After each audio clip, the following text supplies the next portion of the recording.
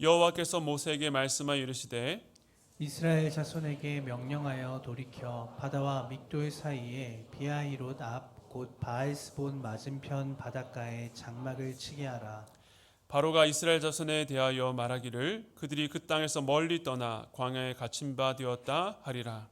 내가 바로의 마음을 완악하게 한즉 바로가 그들의 뒤를 따르리니 내가 그와 그의 온 군대로 말미암아 영광을 얻어 애굽 사람들이 나를 여호와인 줄을 알게 하리라 하시매 무리가 그대로 행하니라. 아멘. 네, 반갑습니다. 저는 유은식 목사라고 합니다. 제가 수화를 사용하지 않고 이렇게 말로만 말씀을 전해보는 게 얼마 만인지 모르겠습니다. 항상 수화와 말을 동시에 사용해서 이렇게 설교를 해왔는데 간만에 이렇게 말로만 설교하다 보니까 앞에 있는 마이크가 너무 어색하기도 하고 좀 그렇습니다. 저는 대학교 1학년 때 동아리에서 수화를 배웠습니다. 미랄이라는 장애인 선교 동아리였는데 거기서 기초 수화를 배웠고 그게 계기가 되어서 지금까지 청각장애인들에게 수화로 말씀을 전하고 있습니다. 올해 1월부터는 제가 24살 때 처음으로 전도사로 섬겼던 성남 농인교회로 청빙이 되어서 9월 27일 이제 유임 예배를 앞두고 있습니다. 돌아보니 벌써 28년이라는 시간이 흘렀더라고요. 처음에는 제가 이렇게 장애인 사역을 오래 하게 될 거라는 생각을 전혀 해보지 않았는데 한 걸음씩 밟아오고 한 걸음씩 선택을 하면서 결국 이 자리까지 오게 되었습니다. 제가 오랜 기간 장애인 사역을 하면서 힘들었던 순간들이 꽤 있었습니다. 장애인들과의 관계에서 힘든 순간들이 있었지만 오히려 저에게 더 어려웠던 순간은 갈림길을 만났을 때 생기는 제 마음속의 갈등이었습니다. 제가 장애인 사역을 쭉 하면서 정신없이 하다가 주변을 돌아보니 함께 장애인 사역을 시작을 했던 동기들 그리고 선배님들 그런 분들이 한두 명씩 사라지더라고요. 아시겠지만 사역자의 대부분 걷는 루트가 있습니다. 주일학교 전도사로 사역을 시작을 해서 청소년부 그리고 청년부 그 다음에는 어디로 가죠? 대부분 교구 사역으로 갔다가 그리고 청빙을 하거나 청빙이 되거나 아니면은 개척을 해서 교회 사역을 하는 것이 보통의 루트입니다. 저도 장애인 사역을 쭉 하다가 이제 30즈음의 나이가 되었고 그때마다 저에게 선배님들이 주일학교 사역이나 청소년부 사역 그리고 청년 사역의 길을 제안하신 적이 있었습니다. 저에게는 큰 갈등의 갈림길이죠. 저라고 왜 모르겠습니까? 사역자인데 어느 길로 가야지 저에게 안정되고 그래도 어느 정도 길이 보이는 방향인지를 모를 수가 없습니다. 그때마다 제 마음속에 생기는 마음은 이제 그만할까? 이제 그만해도 되지 않나? 결혼할 때도 돼가는데 장애인 부서를 하는 동안에는 교회 내에서 파트로만 있어야 했습니다. 제가 사역하던 그 당시만 해도 전국의 어느 교회에서도 장애인 부서 사역자가 교회에서 전임 사역을 하는 전례가 없었습니다. 당시만 해도 장애인 사역으로 전임을 불러주는 곳이 한 군데도 없다 보니 갈등이 생길 만도 하죠. 결혼도 해야 되는 나이가 되었는데 당연히 교회에 대한 제반 사항을 배울 수가 없으니 그 이상의 앞길은 열리지 않았습니다. 선배님들도 저에게 늘 말씀하시더라고요. 이제 그만할 때가 됐다. 이제 자리를 소개해 줄 때마다 제게는 그게 엄청나게 큰 마음속의 갈등이었습니다.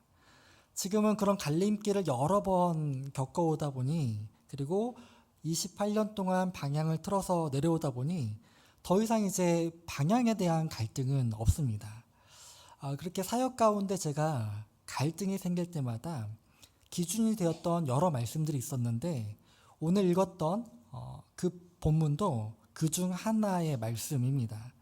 정말 크게는 제가 장애인 사역을 계속해야 되는지 아니면 그만해야 되는지의 갈등으로부터 시작해서 내가 도움의 손길을 내밀되 내가 저 장애인에게까지 도와줘야 하는지, 아니면 저 장애인의 삶을 어디까지 내가 도와줘야 하는지부터, 그리고 내가 굳이 저곳까지 가야 하나라는 마음속의 갈등. 그 당시에는 수화통역이 이렇게 많이 없었기 때문에 항상 수화통역으로 많이 다녔거든요. 근데 저는 학생이잖아요. 당연히 수업을 빼고 가야 하는 상황들이 많아졌습니다. 그러다 보니 F학점을 받은 경우도 있고, 그리고 이분들은 저에게 너무나도 당연스럽게 욕을 하시고, 심지어는 짜장면 배달까지 저한테 연락을 주셔서 제가 전화를 해서 그 집으로 배달시키고, 그런 일들을 하는 단체가 없다 보니까 제가 그런 일들을 할 때마다 너무 마음에 힘이 들더라고요. 어디까지, 그리고 어느 정도까지 해야 되는지 마음이 힘들었습니다. 그런 마음이 들 때마다 제게 기준이 되었던 말씀인데, 함께 그 마음을 가지고 은혜의 말씀을 나눠보도록 하겠습니다. 오늘 본문에 나와 있는 말씀은 너무나도 익숙한 말씀이죠. 이스라엘 백성들이 노예라는 자리를 벗어나서 하나님 나라의 백성으로 시작하는 그런 자리를 맞이하고 있는 본문입니다. 400년 동안 종살이를 해온 이스라엘 백성들이 이제는 제대로 된 자리로 돌아올 수 있도록 하나님께서 은혜를 베풀어 주셨습니다. 백성들이 잘 준비해서 벌어진 일인가요? 그렇지 않다는 걸 잘 아실 겁니다.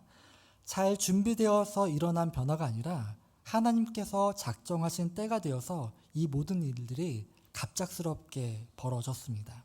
확실한 것 하나는 이 세계 가운데 하나님의 통치를 드러내는 일들의 시작은 사람으로부터 시작되지 않는다는 것입니다. 모든 일들을 하나님이 계획하셨고, 하나님이 모세라는 사람을 세우셨고, 10가지 기적이라는 방법으로 이 백성들이 애굽에서 일어나게 된 것입니다. 하나님의 준비하심으로 이 모든 일들이 시작이 된 겁니다.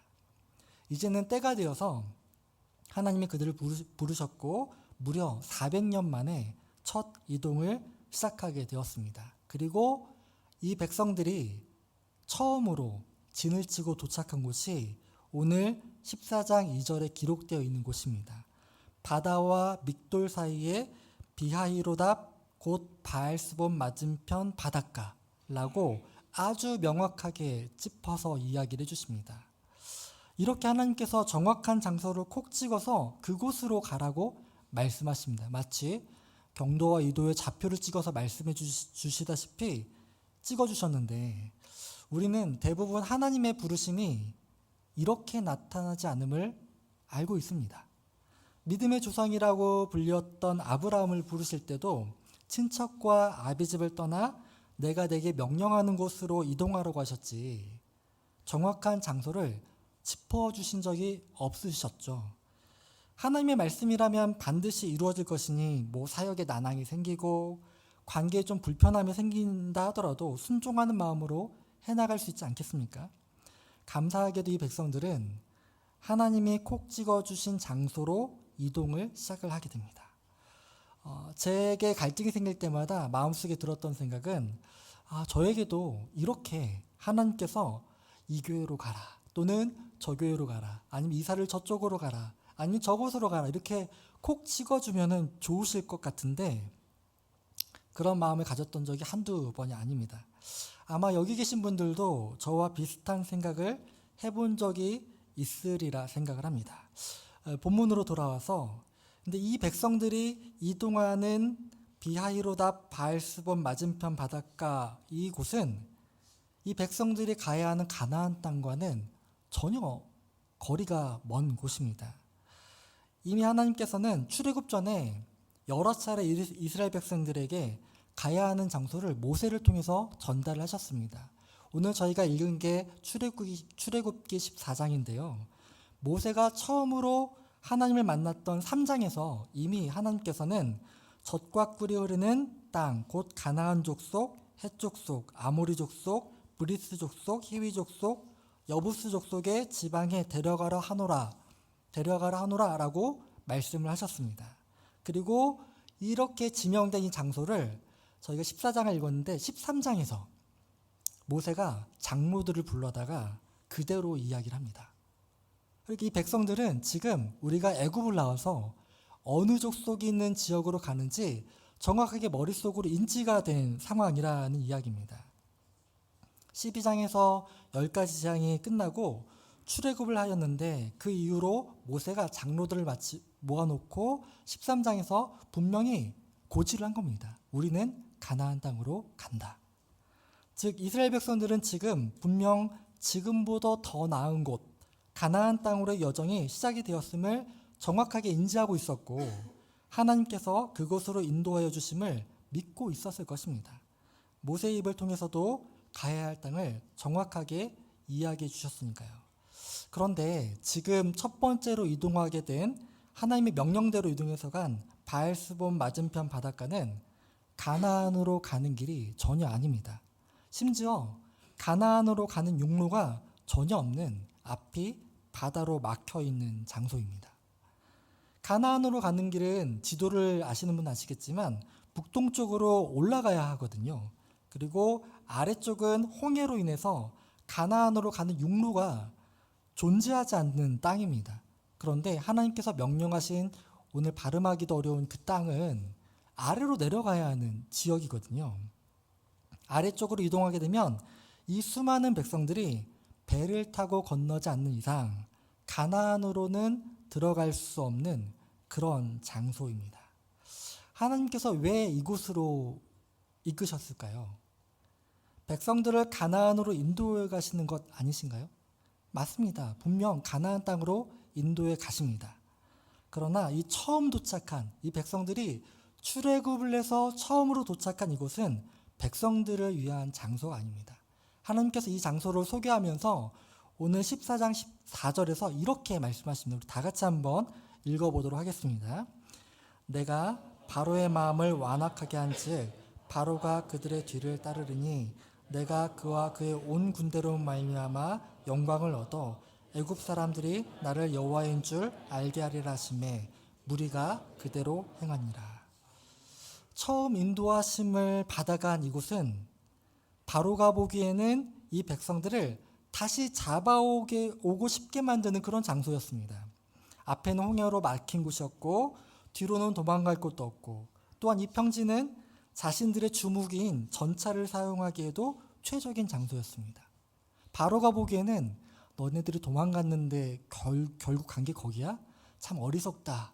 어리석은 선택이다라고 보여질 정도의 장소였고 반대로 백성들이 느끼기에는 죽음의 장소처럼 느껴졌겠죠. 이곳으로 가면은 우리가 도저히 도망갈 곳이 없을 것 같은데 죽음의 장소처럼 느껴지는 곳입니다. 그러나 하나님에게는 어떤 장소였죠? 오늘 말씀대로 애굽 왕과 그의 온 군대로 말미암아 하나님께서 영광을 받으시는 자리입니다. 또한 모든 애굽 백성들이 하나님이 어떤 분인지를 알게 되는 장소입니다. 백성들을 위한 곳이 아니라 하나님의 영광을 위한 장소라는 것입니다. 비하이로답 곧 바알스본 맞은편은 하나님이 하나님 되셔서 영광을 받으시기에 아주 적합한 장소라는 것입니다. 그런데 이런 패턴은 400년 동안 이 백성들이 경험해보지 못한 패턴입니다. 하나님께서 특별하게 이 백성들과 동행을 시작하시면서 생겨진 특별한 일이라는 것이죠. 처음으로 경험하는 겁니다. 이스라엘 백성들도. 그런데 믿는 사람들의 여정 가운데는 반드시 하나님의 영광을 위한 장소가 존재하게 됩니다. 내가 원치 않는 길이라도, 내가 싫어하는 길이라도, 내가 믿음의 길을 하나님과 동행하는 그 순간부터는 내가 좋아하지 않는 곳이 반드시 생기게 된다라는 것입니다. 또한 이곳의 특징이 하나 더 있는데 이곳으로 가는 길은 사람의 노력으로는 시작할 수도 없다는 겁니다. 조금만 지리를 알고 형세를 아는 사람이 인도자였다면 이 비하이로답 곧 바알스본 맞은편 바닷가 이런 곳으로 가서 진을 치겠습니까? 여론을 들어봐도 누가 보기에도 이런 곳은 우둔한 선택일 뿐입니다. 만약 여기에 있는 저와 여러분들이 지금 가나안으로 간다 생각을 하고 만약에 우리가 이 비하이로답 바닷가로 가기 위해서 몇 번의 회의를 하면 갈 수 있을까요? 10번의 회의를 하면 갈 수 있을까요? 아니면 100번의 회의를 하면 죽음의 장소처럼 보이는 그곳으로 갈 수 있을까요? 아니면 TF팀을 꾸려서 전문가를 대동해서 정말 장기간 심도 있는 연구를 하면 이곳으로 갈 수 있겠습니까? 아니죠. 우리의 인간으로서는 도저히 선택할 수 없는 장소입니다. 이런 일은, 하나님의 영광을 위한 일은 인간의 마음과 생각으로는 시작이 될 수 없다는 겁니다. 빌립보서 1장 6절에 이런 말씀이 있습니다. 우리 다 같이 한번 읽어볼 텐데요. 다 같이 읽어보겠습니다. 시작. 너희 안에서 착한 일을 시작하신 이가 그리스도 예수의 날까지 이루실 줄을 우리는 확신하노라. 우리 안에 선한 일을 시작하시는 분이 따로 있습니다. 우리 안에 착한 일을 시작하신 이는 하나님이시며, 또한 그 선한 일의 방법을 내시고 길을 만들어 가시고 이루시는 분도 하나님이십니다. 우리는 뭐만 하면 된다고요? 확신하면 되는 겁니다. 우리는 확신만 하면 되는 거예요. 이 백성들에게 첫 번째 주어진 장소가 바로 그런 장소입니다. 제가 장애인 사역을 하면서 느낀 것 중에 하나가, 영혼에 대한 관심과 계획은 인간이 도저히 세울 수 없다는 거예요. 영혼에 대한 관심은 누가 세우시는 겁니까? 하나님께서 세우시는 것이고, 하나님의 관심이고 하나님의 계획일 뿐입니다. 우리는 단지 그분의 계획에 사용되는 그릇일 뿐이라는 것이죠. 만약 인간의 계획이라면, 특히 이렇게 수많은 사람들의 생명이 연결된 특별한 계획이라면, 모든 이들에게 괜찮아 보이는 길과 장소를 놔두고 누가 봐도 사지인 이런 장소를 선택할 이유가 전혀 없다는 겁니다. 제가 경험한 바로는, 제가 생각하는 계산되는 내 은혜의 자리는, 내가 계산하는 자리는 나에게는 은혜가 되지만 하나님께는 영광이 되지 않는 자리가 대부분이었습니다. 하나님의 압도적인 역사로 인한 인도하심이 아니면 인간의 이성으로는 절대 선택되지 않을 장소가 이 비하이로답 바알수본 맞은편이라는 장소입니다. 하나님께서 이 장소를 정확하게 짚어주신 이유가 있는 것이죠. 아무도 어떤 논의를 거쳐도 사람의 생각과 노력으로는 절대로 갈 수 없는 곳이기 때문에 하나님께서 콕 찍어서 이야기를 해 주신 것입니다. 그렇다면 이 백성들은 따라갔잖아요. 저 같았으면 안 가고 좀 반항했을 것 같은데, 이 백성들은 따라갔습니다. 이 백성들 가운데는 진리를 아는 사람이 하나도 없어서 모세가 전한 말씀에 불만 없이 따라간 것일까요? 이방인들도 섞여 있는 자그마치 250만 명이라는 사람 중에 진리를 아는 사람이 한 명도 없었을까요? 이 백성들이 무지해서 또는 길을 몰라서 그걸 순종해서 간 게 아닙니다. 이 백성들이 이 장소로 갈 수 있었던 이유는 딱 하나거든요. 그게 중요한데요. 이 백성들이 이 장소로 갈 수 있었던 단 한 가지의 이유는, 이 백성들이 조금 전까지 10가지의 기적을 보고 400년 동안 멀어져 있었던 하나님과 그 어느 때보다도 가까워진 시간을 가졌기 때문에 이동을 결정할 수 있었던 것입니다. 모세를 통해서 첫 기적인 물로 피를 만드는 기적을 경험했을 때는 별 감흥이 없었습니다. 오히려 애굽에서의 노역만 추가되어서 고통만 더해졌죠. 그러나 두 번째, 세 번째, 네 번째, 그렇게 해서 10가지의 기적을 경험하면서 한 가지씩의 기적이 거듭될수록 하나님의 일하심과 그 방식이 이 백성들에게는 더욱더 선명해져만 갔습니다. 우리에게도 마찬가지입니다. 이웃에게 손을 내미는 이 순간, 내 삶의 방향을 결정해야 하는 그 순간은 우리는 그 어느 때보다도 하나님과의 관계가 더욱 친밀해져야 하는 시기입니다. 제가 정말로 큰 갈등을 겪을 때마다 힘들더라고요. 눈앞에 보이는 길이 너무나도 좋아 보이거든요. 그때마다 눈앞에 보이는 것들을 계산하고 있으면 나는 언젠가부터 기도하는 일을 멈추고 하나님과의 거리를 두는 일들을 제가 알아서 하고 있더라고요. 왜 그랬겠습니까? 제 마음대로 선택하고 싶어서 그런 거죠. 제가 보기에 좋아 보이는 길을 가고 싶어서 하나님과의 거리를 두기 시작하는 것입니다. 누군가에게 필요한 도움의 손길을 내밀 때 하나님의 영광이 드러나는 곳으로 내 손과 발이 향하기 위해서 나는 그 어느 때보다도 하나님과 가까워져야 합니다. 그렇지 않으면 나는 얄팍한 내 선량한 마음의 의지에서 선을 행해야 되고 그런 선함을 세상에 보여줄 수밖에 없다는 것입니다. 우리 안에 선한 일, 하나님의 영광을 위한 일은 하나님이 시작하십니다. 문제는 뭐냐면 제가 그렇게 제가 좋아하는 사람만 돕고 제가 좋아하는 장애인만 돕고 저랑 친한 사람들만 수화 통역을 해주고 그렇게 해도 아무도 저한테 뭐라 하지 않아요. 저를 오히려 칭찬하거든요. 잘하고 있다. 훌륭하다. 시간을 내서 통역을 하고 있네. 근데 저는 알아요. 내가 정말 이기적으로 돕고 있다는 사실을 저는 압니다. 내 자신이 알거든요. 내가 얼마나 이기적으로 내 주변의 사람들을 내가 돕고 싶은 사람만 돕고 있는지 알거든요. 그래도 주변 사람들은 아무도 저한테 뭐라 하지 않아요. 잘하고 있다. 정말 장애인들을 잘 섬기고 있네. 칭찬만 하거든요. 그래서 저의 마음 가운데는 그런 생각이 있어요. 제가 무언가 크게 누구를 도와야 하거나 애써야 할 때는 내가 정말로 하나님 앞에 가까이 있나 라는 것을 돌아보고 생각하는 시간을 가지려고 노력을 합니다. 제가 마지막으로 하나 이야기를 드리고 마치려고 하는데요. 오래전 제 누나가 신혼 초반이었던 이야기인데 처음으로 소규모로 김장을 해보겠다고 나섰습니다. 아마도 남편한테 뭔가 좀 긁혔거나 어머니하고 좀 갈등이 있어서 그런 결정을 했던 것 같은데 저희 누나는 요리를 좋아하지 않습니다. 요리를 전혀 해본 적도 없고 좋아하지 않는데 모두가 뜯어 말렸는데 첫 요리가 또 김장입니다. 그래서 근데 결국 일은 벌어졌습니다. 어머니께서 도와주신다고 하시는데 누나가 거절하더라고요. 그런 거 보면 어머니하고 뭔가 있었던 것 같기도 하고. 그래서 일단 어머니가 오게 되면은 어머니가 다 하실 게 뻔하기 때문에 혹시 모르면 전화로 물어보기로 하고 어머니는 참전을 하지 않으셨습니다. 그렇게 사건은 벌어졌고 아니나 다를까 어머니하고 저하고 집에 있는데 전화가 오더라고요. 전화가 와서 이제 물어보기 시작합니다. 누나의 첫 질문은 젓갈을 얼마나 넣어야 돼? 였습니다. 젓갈을 얼마나 넣어야 돼? 어머니는 뭐라고 대답하셨을까요?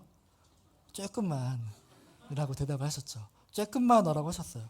그러니까 누나가 갸우뚱하다가 그럼 설탕은? 물어보더라고요. 이어지는 질문은 어머니는 한 손을 잡으시면서 요만큼만 넣으면 된다고 하셨거든요. 누나가 소규모로 이제 김장을 하다 보니까 많지는 않았습니다. 누나는 반문하더라고요. 그게 몇 그램인데 물어보더라고요. 계량으로 조리를 해보지 않은 어머니는 답을 할 수가 없었습니다. 결론이 안 나더라고요. 전화로 계속 두 사람이서 옥신각신 싸우다가 그런데 이게 한 번에 해결이 됐는데 누나를 돕기로 한 여동생이 누나 집에 늦게 도착을 했는데 이 소통의 문제가 한 번 해결됐습니다. 왜 그랬을까요? 여동생은 어머니가 말씀하시는 요만큼과 쬐끔과 조금이 어느 정도인지 알기 때문에 그래요. 여동생은 어머니하고 항상 함께 요리를 했거든요. 그러니까 어머니가 요만큼을 얘기하든 조금을 얘기하든 얼마를 얘기하든 그게 눈에 보이는 거예요. 어머니가 얼만큼 손을 쥐었는지. 어머니와 함께 집에서 요리를 많이 해봤기 때문에 그것을 아는 겁니다. 제가 이 예화를 왜 말씀드렸는지 아마 아실 거라 생각을 합니다. 우리가 도움의 손길을 내밀 때 하나님의 요만큼을 알아듣지 못하면 나는 내 방식대로 도울 수밖에 없어요. 나의 선한 도덕심밖에 발휘할 수가 없고 나의 얄팍한 선한 마음만 드러낼 수밖에 없습니다. 오늘처럼 하나님의 영광을 드러내는 장소로 절대 갈 수가 없다라는 거죠. 제가 장애인 사역을 하면서 그 마음을 잊지 않으려고 항상 노력을 합니다. 하나님, 내가 이들을 돕되 하나님이 주시는 선한 영광을 드러내는 일로 내가 도울 수 있도록 도와달라고.